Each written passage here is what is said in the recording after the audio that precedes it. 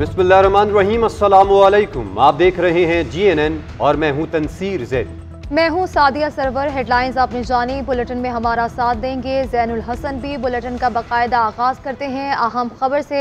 Pakistan stock exchange में तेज़ी का रुझान। कारोबार के आगाज़ पर ही इंडेक्स 70,000 की नफसियाती हद अबूर कर गया। हिस्से के कारोबार में 650 से ज़ायद पॉइंट्स का इजाफा भी हुआ है। मज़ीद बात करेंगे नुमाइंदा GNN राशिद खान से। राशिद, हम देख रहे हैं कि कारोबारी हफ्ते का आज दूसरा रोज़ है और मार्केट में तेज़ी है। क्या कहना है इस हवाले से इन्वेस्टर्स का? जी शुक्रिया। देखिए, इन्वेस्टर से इससे कबल जो हमारी बात हुई थी वो ये बात थी कि तकरीबन ईद के बाद जो है 70,000 का लेवल जो है वो दूर कर सकता है, लेकिन हमने देखा कि मार्केट में जबरदस्त तेजी है और कल भी हमने देखी कि जबरदस्त तेजी है और आज भी तेजी है और आज ही वो सतह आ गई है कि जो 70,000 की सतह है वो अबूर कर गया। ये तारीख में पहले है और ये बुलंद तरीन सतह, तकरीबन 600 से ज्यादा पॉइंट का इजाफा हुआ और आज मार्केट में हम देख रहे हैं कि oil gas sector, fertiliser sector और स्टील सेक्टर में जो है वो जबरदस्त सरमायाकारी देखने में आ रही है। 600 से ज्यादा पॉइंट्स प्लस है और लगता है कि मार्केट के इख्तिताम तक तकरीबन 1000 से 1200 पॉइंट प्लस हो सकता है और लगता है यही है कि तकरीबन 71,000 जो है वो लेवल भी आ सकता है। इससे कबल जो सरमायाकारों ने पेशनगोई की थी कि ईद के बाद जो है 70,000 का लेवल होगा, अब वो ईद से कबल हो गया। तो लगता है कि एक के बाद जो एक माइलस्टोन आ रहा है वो उसका सिलसिला ईद के बाद भी जारी रहेगा। और इस वक्त हम देख रहे हैं कि राशिद हमारे साथ रहेगा। हमें ज्वाइन किया है माहिर मईशत खाकान अजीब साहब ने। खाकान साहब, बहुत मशकूर है आपके वक्त के। खाकान साहब, एक माइलस्टोन अचीव कर रही है पाकिस्तान स्टॉक मार्केट। आज कारोबारी हफ्ते का दूसरा रोज़ है। हम देख रहे हैं कि इन्वेस्टर्स का जो एतमाद है वो बहाल हो रहा है। आप कैसे देख रहे हैं सारी सूरत हाल को? आई थिंक जो पाकिस्तान की इस वक्त इंगेजमेंट है IMF के साथ, और ये उम्मीद लोगों को है कि एक और इंगेजमेंट जो है वो हो जाएगी अगले 3 साल के लिए, ये तकवीत फराम कर रही है एक मैक्रो स्टेबिलिटी को, जिसका मतलब है कि थोड़ी सी इन्फ्लेशन टेपरिंग है, जिससे लोगों को ये भी उम्मीद बंधी है कि शायद जो पॉलिसी रेट है आने वाली जो मॉनेटरी मीटिंग्स है उसमें 100 to 200 BPS जो है वो नीचे जा सकता है। सो दैट्स ऑलवेज, जब फिक्स्ड इनकम सिक्योरिटीज में कम इन्वेस्टमेंट होगी तो ऑब्वियसली जो रिस्कियर एसेट्स हैं मार्केट जैसे है उसमें इन्वेस्टमेंट बढ़ेगी। दूसरी ऑफ कोर्स की बात है कि जो बैंक्स हैं, बिकॉज गवर्नमेंट में उनकी इन्वेस्टमेंट है, उसकी प्रॉफिटेबिलिटी अच्छी है। ऑयल एंड गैस सेक्टर की प्राइसेस में 32 इजाफा हुआ, उनकी प्रॉफिटेबिलिटी अच्छी है।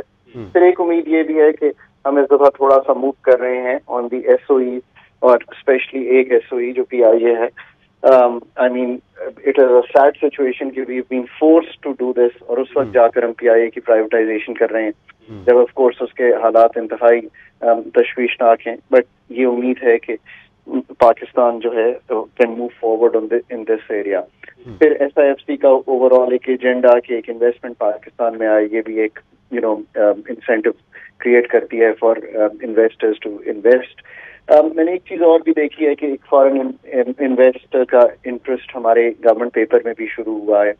तो अगर आप इन सब चीजों को देखें, लोअरिंग इन्फ्लेशन स्पेशली जो है, moving towards lowering of the policy rate, जिसको आप इंटरेस्ट रेट कहते हैं आम फहम ज़बान में, I think all these factors put together, और फिर जब स्टॉक मार्केट्स ऐसे ट्रेड करती हैं तो हम एक वर्ड यूज करते हैं टेक्निकल सा, जिसको कहते हैं FOMO, fear of missing out. जो इन्वेस्टर है उसको एक फियर हो जाता है कि मैं अगर आज नहीं खरीदूंगा तो कल कीमत ज्यादा ना बढ़ जाए।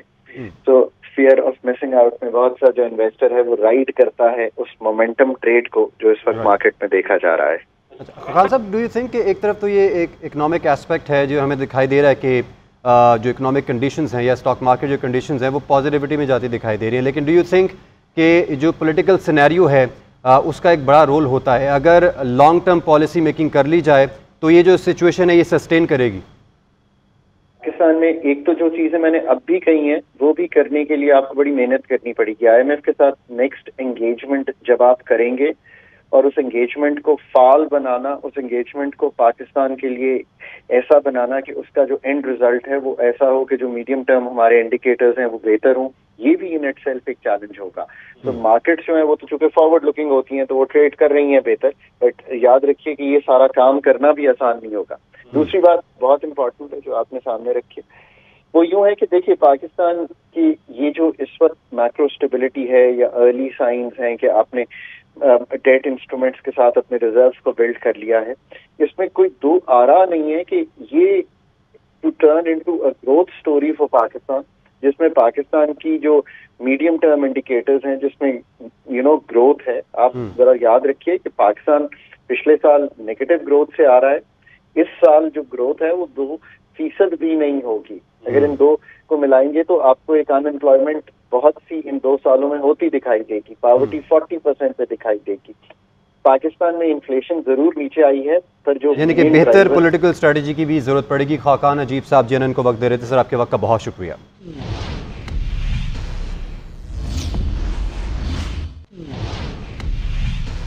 چیئرمین اور ڈپٹی چیئرمین سینٹ کے الیکشن شیڈول کا اعلان کر دیا گیا ہے. چیئرمین اور ڈپٹی چیئرمین سینٹ کے الیکشن کے شیڈول کے اعلان کے حوالے سے آپ کو بتائیں اس وقت اسحاق ڈار سینٹ کے اجلاس کی صدارت کریں. اب سے کچھ دیر پہلے تمام جو نو منتخب سینیٹرز ہیں ان کی جانب سے حلف لیا گیا.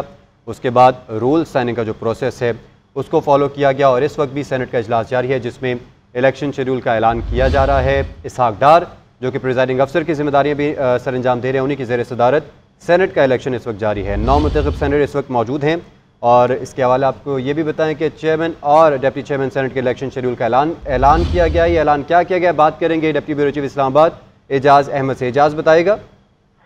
جی آج قومی سینٹ کے ایوان میں 43 ارکان نے حلف اٹھایا ہے جن میں 6 ارکان وہ ہیں جو اگلے 3 سال کے لیے 3 سال کی مدت کے لیے بھی سینیٹر تھے لیکن انہوں نے مختلف وجوہات کی بنا پر جو ہے ان کی نشستوں پر ضمنی الیکشن کرانا پڑا جن میں سید یوسف رضا گیلانی خود بھی شامل ہیں. حلف اٹھانے کی تقریب کو روکنے کی کوشش کی پی ٹی آئی نے لیکن ان کا کمزور احتجاج روکنے میں کامیاب نہ ہو سکا. اسحاق ڈار نے جو چیئر کر رہے ہیں سیشن کو انہوں نے چیئرمین ڈپٹی چیئرمین کے الیکشن کے شیڈول کا اعلان کر دیا ہے. چیئرمین ڈپٹی چیئرمین کے کاغذات اب فوری طور پر جمع ہوں گے جبکہ 11 بجے ان کی جو ہے اسکروٹنی ہوگی اور 12 بجے تک کاغذات نامزدگی واپس لیے جا سکیں گے. 12:30 بجے آج ہی چیئرمین کا انتخاب ہوگا جس کے بعد ڈپٹی چیئرمین کا انتخاب ہوگا.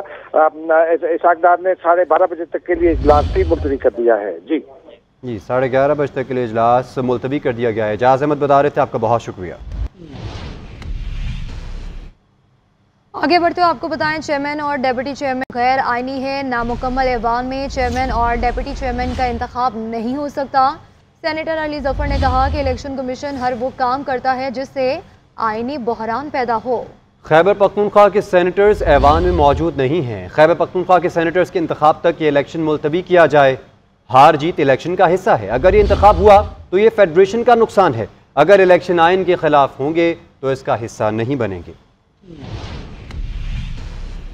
59 کے مطابق جب تک ہر صوبے سے منتخب سینیٹرز آ کے اپنا حلف نہ اٹھا لیں تب تک senate house of federation upper house of parliament وہ مکمل نہیں ہوتا. جب تک مکمل نہیں ہوتا تو کسی قسم کا الیکشن اخلاقی طور پہ بھی اور قانونی طور پہ بھی ناجائز ہوگا. جناب چیئرمین کا آف سینٹ اور نائب چیئرمین کا بہت اہم رول ہے. وہ کسٹوڈین رہیں گے 3 سال کے لیے اس ہاؤس کے. وہ ہم سب کے ایک طرح سے چیئرمین ہوں گے پوری سینٹ کے. وہ رولنگز بھی دے سکتے ہیں, وہ ساری پروسیڈنگز بھی چلا سکتے ہیں. اس لیے یہ نہیں ہو سکتا کہ اتنا اہم عہدہ اس کا الیکشن ہم اللیجٹیمیٹ کر دیں, اس کی لیجٹیمیسی ختم کر دیں اپنی سیاست کی وجہ سے. جناب ایک حقیقت ہے کہ الیکشن کمیشن آف پاکستان ہر وہ حرکت کرتا ہے, ہر وہ اقدام اٹھاتا ہے جو کہ آئینی بحران پیدا کرے. کراچی سے بھی پردیسیوں کی اپنے آبائی علاقوں کو روانگی کا سلسلہ جاری ہے. مسافروں کی جانب سے زائد کرائے کی وصولی کی شکایتیں کی جا رہی ہیں. تاہم ٹرانسپورٹرز کا کہنا ہے کہ وہ یک طرفہ ٹرانسپورٹ نہیں چلا سکتے. اسی پر مزید بات کریں گے عاطف علی سے. جی عاطف بتائیے گا.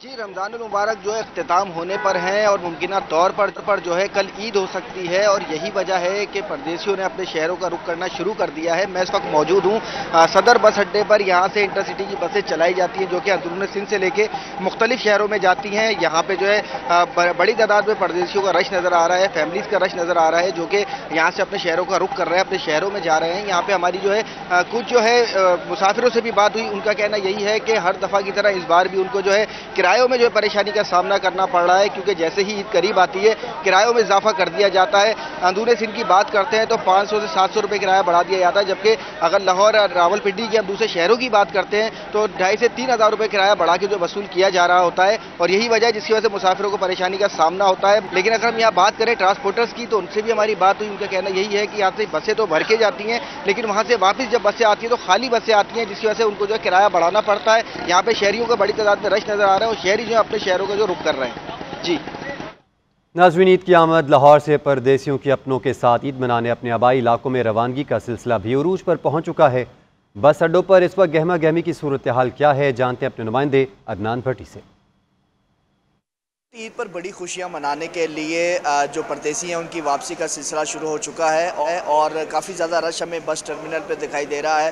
جتنے بھی مسافر ہیں ان کی یہ خواہش ہوتی ہے کہ وہ عید کی خوشیاں جو ہیں وہ اپنے اہل خانہ کے ساتھ منائیں، اور یہی وجہ ہے کہ دور دراز علاقوں سے جو روزگار کے لیے لاہور میں آباد ہیں لوگ، وہ یہاں پہ پہنچنا شروع ہو چکے ہیں، اور کیونکہ عید جو ہے وہ بالکل ہی قریب ہے تو ان کی کوشش ہے کہ بر وقت جو ہے وہ اپنے گھروں کو روانہ ہو جائیں۔ اوور چارجنگ اور اوور لوڈنگ کی جا رہی ہے تو اس کے خلاف کارروائی عمل میں لائی جائے گی اور ان کی جو بس ہے وہ متعلقہ تھانے میں بند کر دی جائے گی۔ ٹرانسپورٹرز کے خلاف کارروائی کا مطالبہ کیا ہے اور حکومت کو کہا ہے کہ جتنے بھی پردیسی دور دراز علاقوں کو روانہ ہوتے ہیں ان کی مجبوری ہوتی ہے، انہوں نے گھروں میں جانا ہوتا ہے، تو ان کا کرایہ اتنا مناسب ہونا چاہیے کہ بر وقت جو ہے وہ اپنے گھروں کو جا سکیں۔ آپ کو بتائیں پاکستان اور سعودی عرب میں کل اکٹھے عید الفطر ہونے کا امکان ہے۔ سعودی عرب میں شوال کا چاند نظر نہیں آیا۔ سعودی رؤیت ہلال کمیٹی کے مطابق سعودی عرب میں عید الفطر بدھ 10 اپریل کو ہوگی۔ پاکستان میں بھی آج چاند نظر آنے کا قوی امکان ہے۔ عید الفطر بدھ کے روز ہو سکتی ہے۔ چاند دیکھنے کے لیے رؤیت ہلال کمیٹی کا اجلاس آج ہوگا۔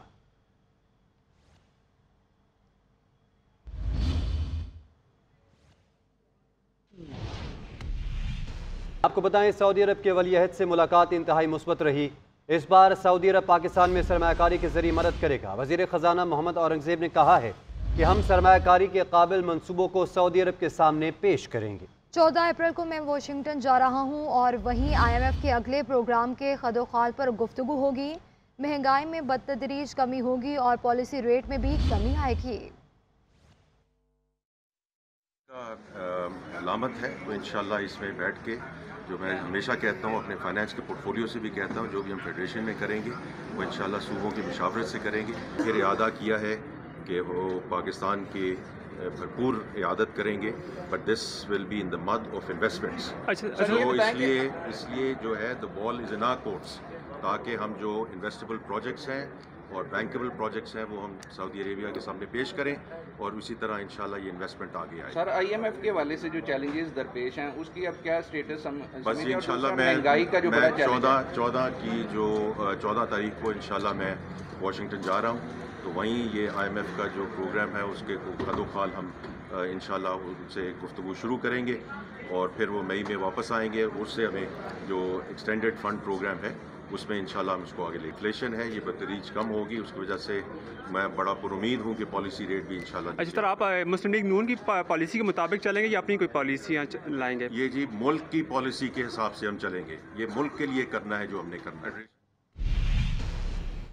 آگے بڑھتے ہوئے آپ کو بتائیں کہ میٹھی عید کی تیاریوں میں خواتین کی پہلی ترجیح ہمیشہ جدید ملبوسات کے ساتھ ساتھ نت نئے ڈیزائنز کی سینڈلز ہوا کرتی ہیں، لیکن اس عید پر روایات سے جڑے خصے اور کالاپوری چپلیں بھی خواتین کی خاص توجہ کا مرکز بنی ہوئی ہیں۔ بتائیں گی سونیا خانزادہ اپنی رپورٹ میں۔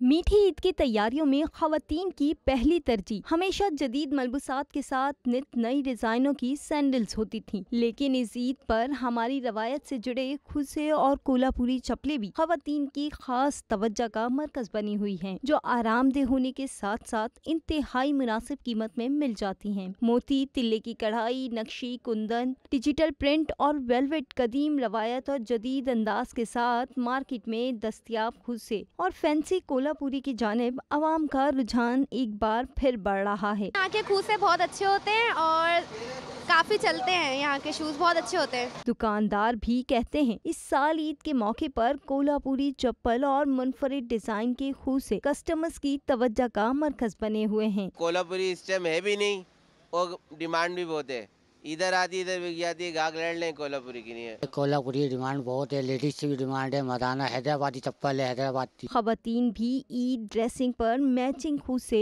और नए डिजाइन की कोल्हापुरी चप्पलों पर किसी भी किस्म का कोई समझौता करने पर तैयार नहीं। ईद पर कई फैशन आए और आकर चले गए, लेकिन कदीम सकाफत से जुड़ा खुसे और कोल्हापुरी पहनने का रिवाज आज भी झुमका तू है। कैमरामैन एम शुएब के साथ सोनिया खानजादा, GNN कराची।